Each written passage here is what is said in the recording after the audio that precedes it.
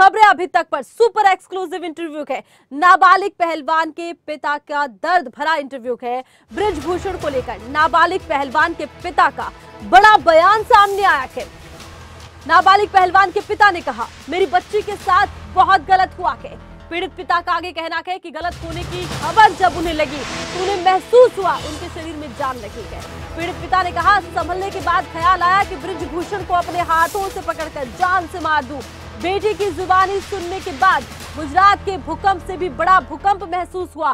2022 में रांची में national game खेलने गई थी बेटी, तब की ये घटना है। लखनऊ ट्रायल के फाइनल में भी जानबूझकर बेटी को हराया गया।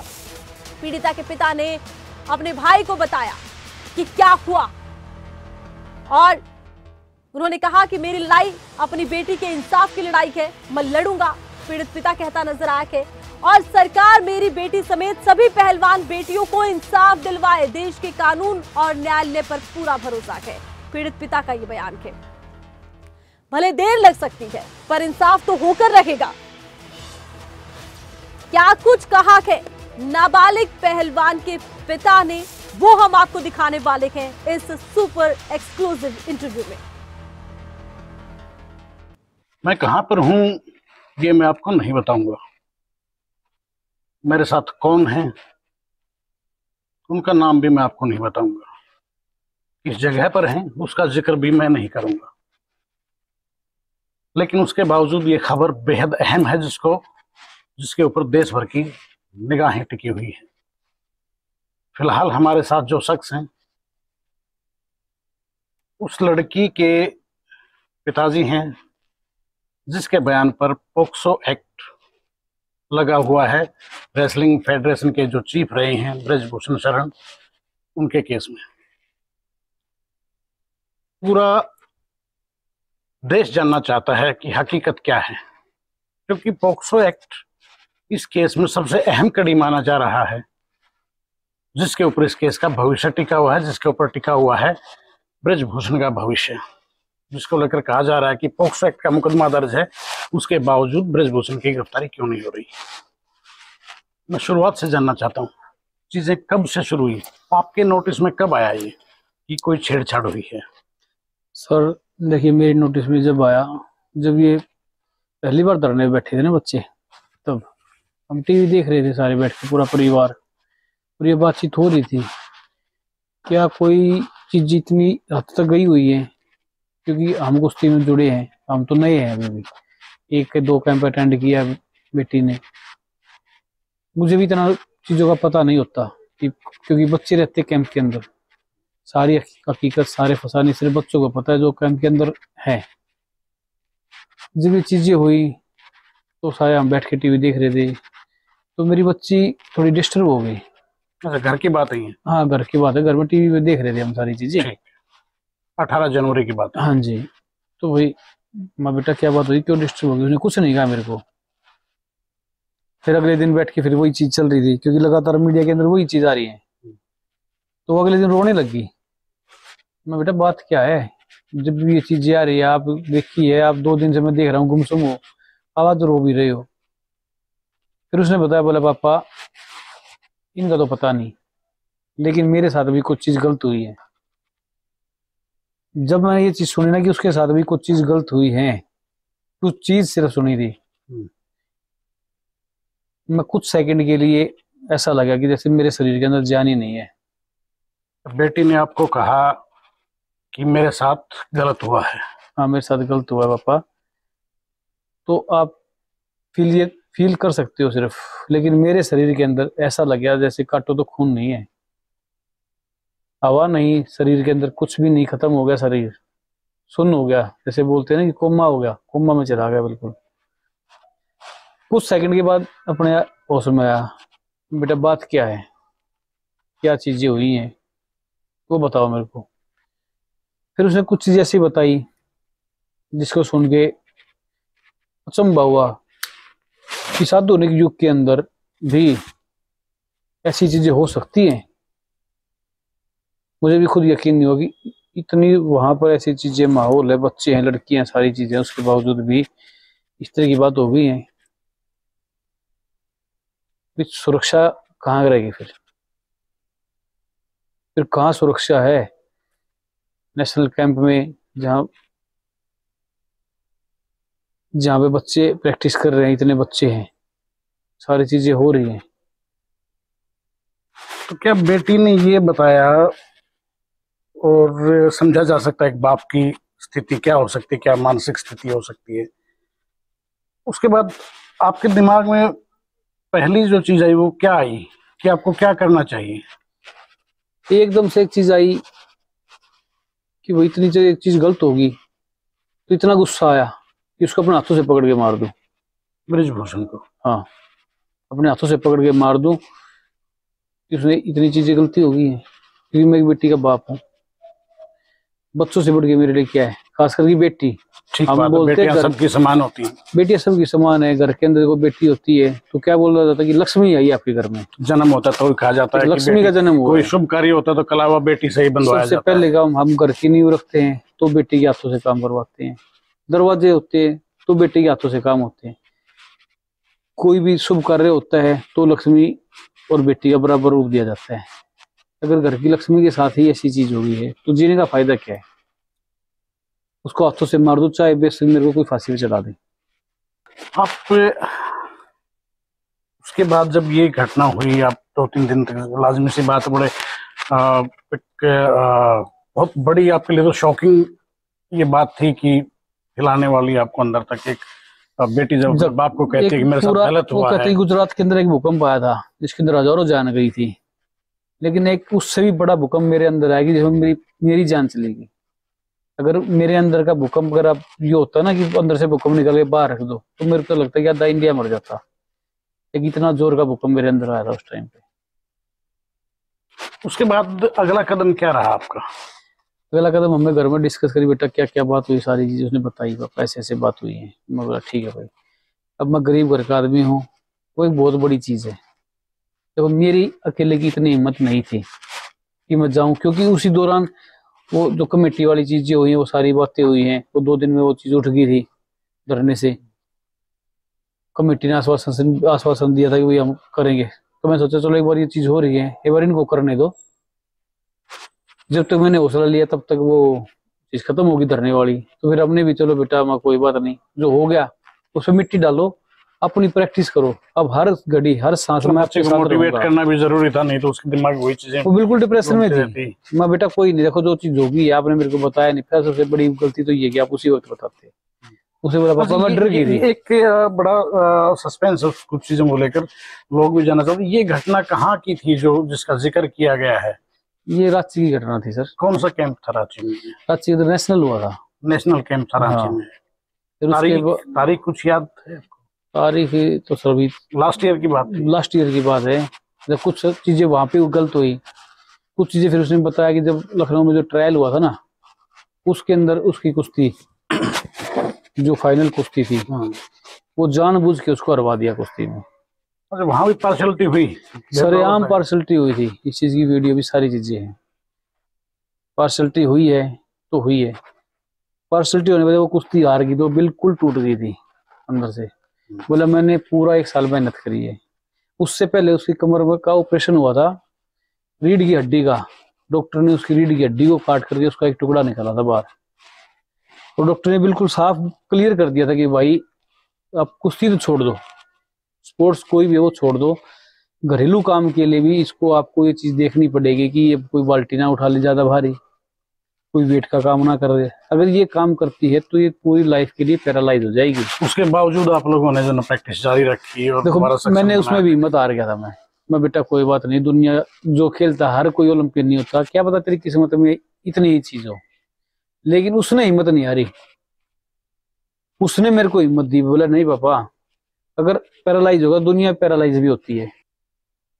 एक बड़ा अहम सवाल है, पिछले दिनों रोहतक में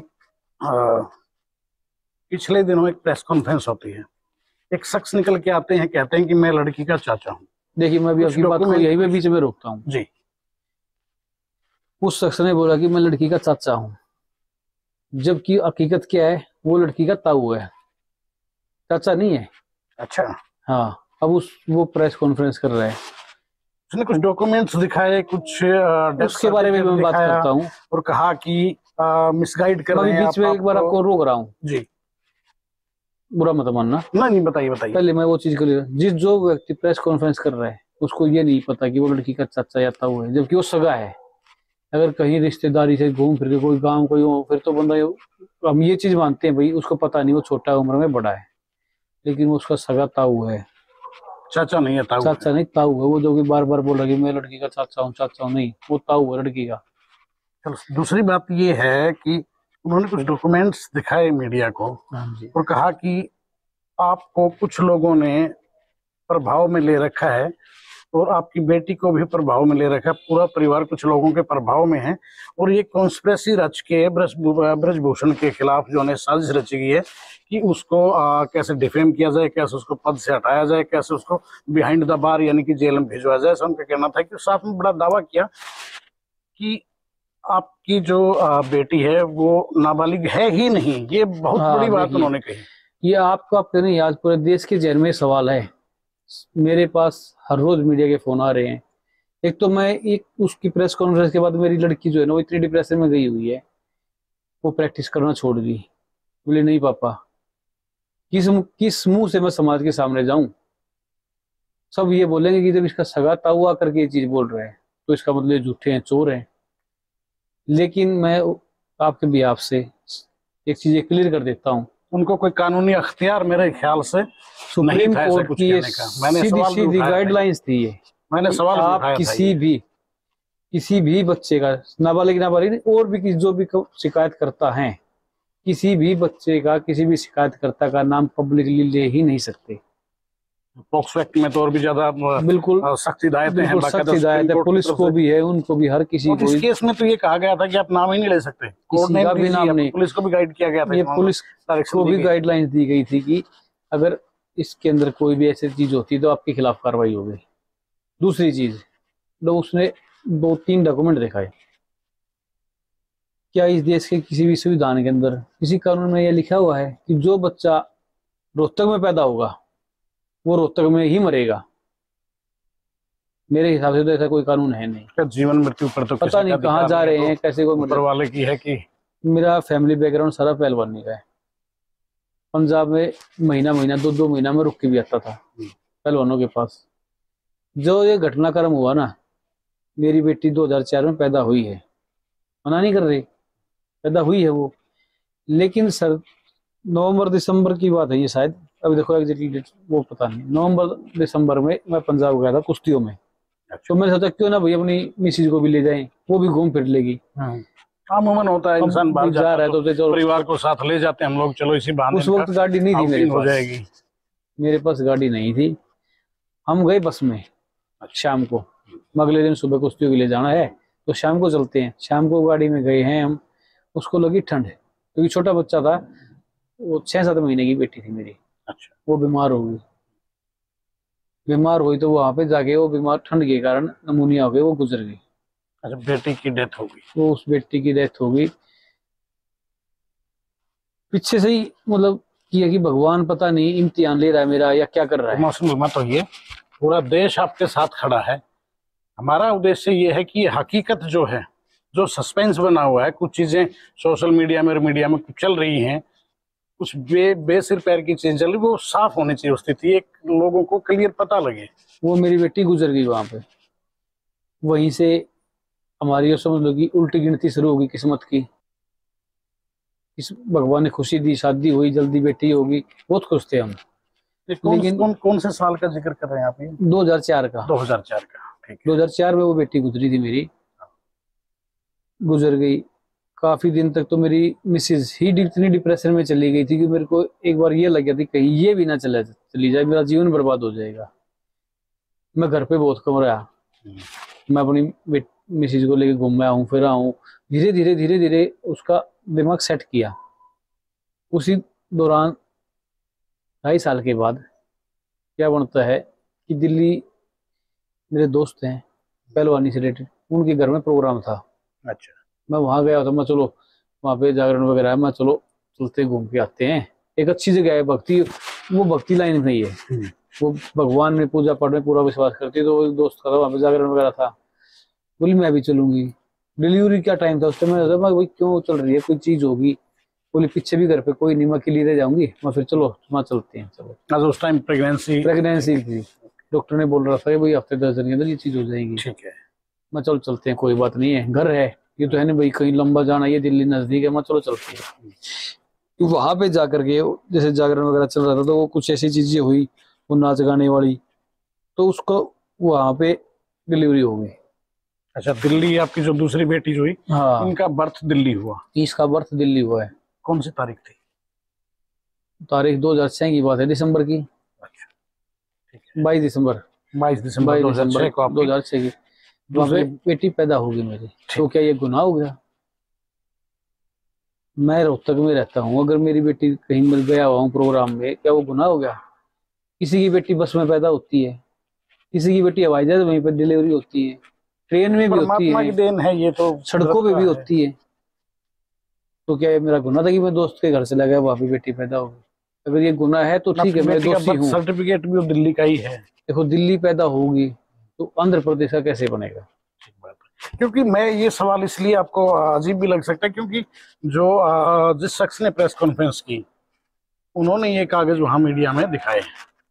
उसने ठीक दिखा दी, चलो दिखाओ। उसने जो कागज दिखाए, मैं ये सारे कागज दिल्ली पुलिस को पहले ही दे चुका हूँ। और ये जो डॉक्यूमेंट जिन पर सवाल खड़े किए जा रहे हैं, बड़ी बात है।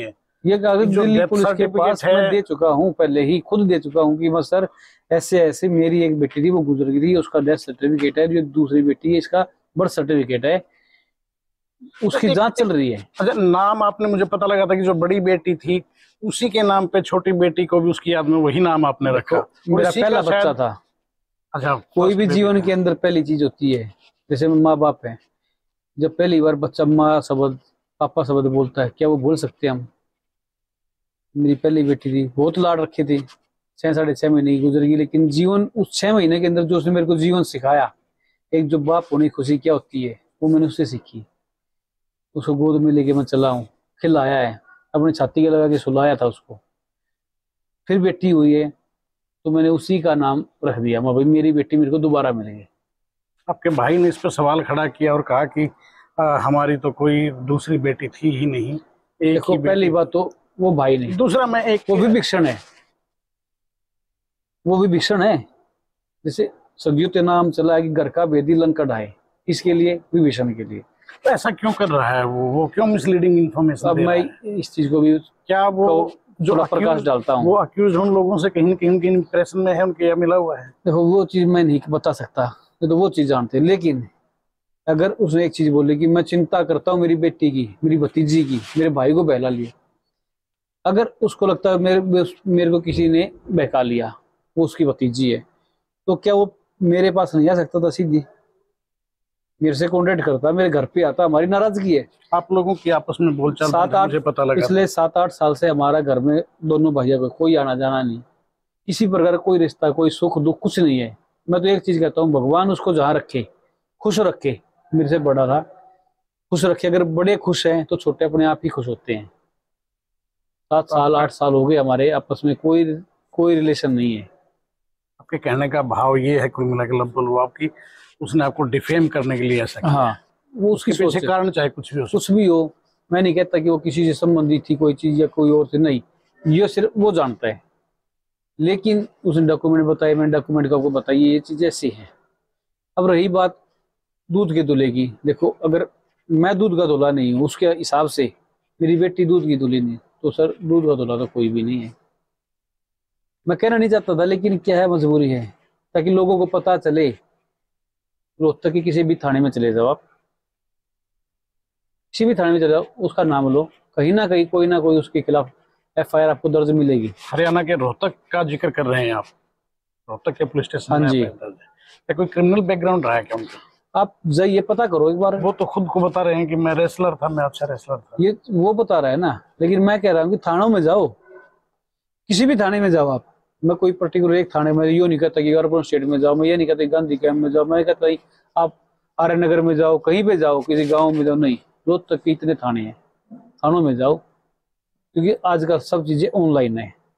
कोई FIR करती तो वो ऑनलाइन करती है, ये पहले सिस्टम होते थे कि लोग पुलिस अपने रजिस्टर के अंदर बाई हैंड लिख लिया, कोई चीज हुई है वो चीज कैंसिल हो जाती थी। लेकिन अब तो ऑनलाइन है, आप ऑनलाइन पता करो थानों में कि इस व्यक्ति के खिलाफ क्या कोई आपराधिक रिकॉर्ड है, तो आपको पता चलेगा कि सच्चाई क्या है। तो नाबालिग पहलवान के पिता की तरफ से दिया गया ये एक्सक्लूसिव इंटरव्यू, जिसमें बड़े खुलासे, बड़ी बातें निकलकर सामने आई के कुछ दिन पहले रोहतक में हुई एक प्रेस कॉन्फ्रेंस, जिसमें आरोप लगाने वाली नाबालिग पहलवान के कथित चाचा की तरफ से कहा गया था कि पीड़िता का परिवार कुछ लोगों की बातों में आ गया है। इस सवाल पर भी पीड़ित पिता की तरफ से सफाई दी गई, बताया गया कि हम दोनों भाइयों में बनती नहीं है और मेरा भाई आपराधिक किस्म का इंसान है, पारिवारिक झगड़ा हमारा पहले से चल रहा है और इसीलिए उसने मीडिया के सामने आकर गलत बयानी की है। अब इंसाफ की मांग ये पीड़ित पिता कर रहा है, आप बीती सुना रहा है और इस केस की जो पेचीदगियां निकलकर सामने आई, जिसमें कि कथित चाचा की तरफ से कहा यह गया था कि 2 बेटियां कभी थी ही नहीं, एक ही बेटी है और ये जो एक ही बेटी है वो 18 साल से ऊपर की है। कुछ कागजात इसको लेकर दिखाए गए थे और तमाम जो अफवाहें फैल रखी थी उन सबको क्लियर करने का प्रयास यहाँ पर ये पीड़ित पिता करता नजर आया। पीड़ित पिता की तरफ से कहा गया है कि उनकी 2 बेटियां थी, पहली बेटी की मौत हो गई, 2-2.5 साल बाद उनकी एक और बेटी का जन्म हुआ। उन्होंने अपनी पहली बेटी के नाम पर ही दूसरी बेटी का नाम रखा और उसके बाद जिस वक्त पहलवानों ने धरना प्रदर्शन शुरू किया, यौन उत्पीड़न के आरोप बृजभूषण पर लगे, उस दौरान जब ये खबरें मीडिया में लगातार चल रही थी, उस वक्त इनकी बेटी इन खबरों को देखकर अपसेट हो गई, बेहद परेशान हो गई। तो पिता ने अपनी बेटी से बात की और बेटी ने बताया कि उसके साथ भी कुछ ऐसा ही हुआ है और एक पिता ने जब ये पूरी व्यथा सुनी तो भयभीत हो उठा। एक पिता की तरफ से बताया गया कि उसका हाल ये था कि उसे काटो तो खून लगे, वो अपने हाथों से कत्ल करने तक के लिए तैयार हो गया था। अब इंसाफ की गुहार लगा रहा है, न्यायालय पर पूरा भरोसा इस पीड़ित पिता की तरफ से जताया गया है। इंसाफ कब होगा, इंसाफ कब तक मिलेगा, इसका इंतजार ये पीड़ित पिता, ये पीड़ित परिवार कर रहा है और इसको लेकर सोशल मीडिया पर देखिए एक इंटरव्यू का बार बार जिक्र हो रहा था कि पीड़ित पहलवान के चाचा की तरफ से आकर ही गंभीर आरोप लगाए गए हैं, उन पर भी पीड़ित पिता की तरफ से सफाई दी गई।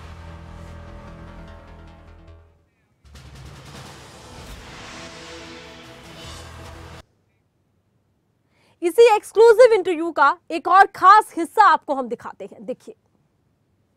करीब 30-32 दिन बाद वो अचानक से निकल कर आए हैं। पूरा मामला सारे देश में इंटरनेशनल लेवल तक खबरें चल रही हैं इसको लेकर इतने दिन बाद, बट उसका कोई सेटिस्फैक्टरी आंसर जो उनके पास भी नहीं था। होगा कैसे, होगा कैसे? उसने बोला कि साथ पिछले 1 हफ्ते पहले मुझे पता चला है कि ये हमारी बेटी है। तो 1 हफ्ते तक भाई कहाँ सो रहा था? मैं तो यही हूँ, मैं नहीं हूं तो मेरे फोन नंबर है, कांटेक्ट करो किसी से, मुझसे कांटेक्ट करो, मेरे घर पे आओ। अगर इतनी ही भतीजी वाली बात थी तो घर पे आओ। उन्होंने कहा कि मैंने अपने भाई से डिस्कस भी किया था कि तुम गलत कर रहे हो, ऐसा मत करो। ऐसा कुछ नहीं है, कोई बातचीत नहीं, ऐसा कुछ नहीं है, कोई बात नहीं है। दोबारा विषय पे लौटते हैं। जो मामला है, पहलवान बेटियां वहां बैठी रही, लगातार 1 महीने से ज्यादा का वक्त बीत गया है। 28 तारीख को जो हुआ, मैं ये कह सकता हूँ, मुझे कहने में कोई गुरेज नहीं कि बेहद शर्मनाक वो तस्वीरें थी जिनके गवाह जो है वो पूरा देश बना है। वो बेटियां जिनको तिरंगा लहराते देखते थे, उनको लाठियां खाते हुए जनता ने देखा। बिल्कुल, बड़ा गुस्सा भी, लोगों का एक रिएक्शन भी आया। उसके बाद वहां से तंबू उखाड़ दिए गए। दिल्ली पुलिस का कहना है कि हम बैठने की परमिशन नहीं देंगे, आपने रूल वायलेशन किया रूल्स का और आपने। देखिए वो प्रशासन है, मैं इस चीज में बताना चाहता हूँ, वो प्रशासन है, वो पुलिस है। नहीं तो मैं चाहता कि सरकार के खिलाफ कुछ हो, बोला नहीं जाता कि देखो मेरी लड़ाई न सरकार से है, न दिल्ली पुलिस से है, न किसी और राजनीतिक पार्टी से है, न किसी व्यक्ति विशेष से। मेरी लड़ाई, राजनीति का जिक्र किया, बार बार बयान आ रहे हैं लोगों के, बोला राजनीति कर रहे हैं, खिलाड़ी राजनीति कर रहे हैं। आप कैसे देखते हैं इस चीज को?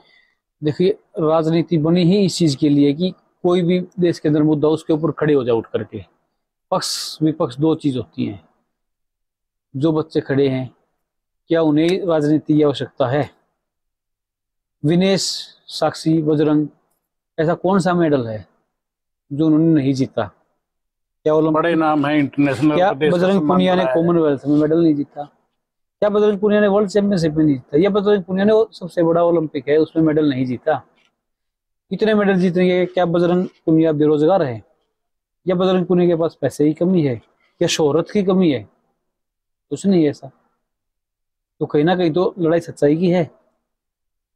अब आती है जो उस दिन काम हुआ। देखो प्रशासन है, प्रशासन को जो ठीक लगा, जो सही लगा प्रशासन को अपनी दृष्टि से, उसने वो काम कर दिया। अब मैं ये नहीं कहता कि किसी का प्रेशर है, किसी का दबाव है, कुछ नहीं, वो प्रशासन जानता है। लेकिन उसके पास जो आदेश होंगे या जो उन्हें ठीक लगा जाए उन्होंने वो कार्य वो कर दी। आपने कहा कि हमारी लड़ाई सरकार से नहीं है। बिल्कुल किसी सरकार से लड़ाई नहीं है, किसी नरेंद्र मोदी जी से, अमित शाह से, गृह मंत्री, अपनी लड़ाई किसी से नहीं है। ना विपक्ष में जो पार्टियां बैठी हैं, कांग्रेस है, आपकी जो लड़ाई भी किससे चीज है, हमारी लड़ाई न्याय की लड़ाई है। जो चीज गलत हुआ है उस गलत को सही करने की लड़ाई है, ताकि आने वाले टाइम में जो अब गलत हो रहा है वो ठीक, आगे जाके वो दोबारा से फिर से गलतियां ना दोहराई जाए।